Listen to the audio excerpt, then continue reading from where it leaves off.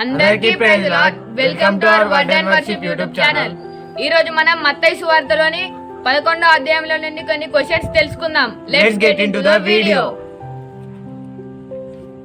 క్రీస్తు చేయుచున్న కార్యములను గూర్చి ఎవరు విని రాబోవాడవు నీవేనా, మేము మరి ఒకని కొరకు కనిపెట్టవలనా నేను. బాప్తిస్మమిచ్చు యోహాను.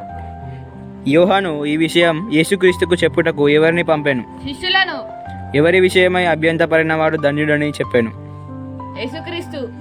ఇదిగో ఎవరిని మీకు ముందుగా పంపుచున్నాను, అతడు నీ ముందర నీ మార్గమునకు సిద్ధపరచును అని యేసుక్రీస్తు చెప్పాను. దేవదూతను.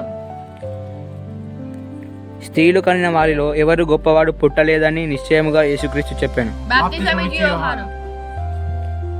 యోహాను కాలం వరకు ఏం చేశాను. ప్రవక్తలందరూ ప్రవచించుచు వచ్చిరి, ధర్మశాస్త్రం సహా ప్రవచించబడను. వినుటకు చెవులు గలవాడు ఏం చేయును. వినుగాక.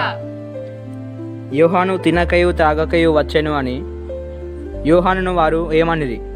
వీడు దయ్యం పట్టిన వాడు అని అనుకున్నారు. ఈ దినమందు మీ గతి కంటే తూరు సీదోను పట్టణముల వారి గతి ఓర్వదగినదై యుండునరి చెప్పిరి.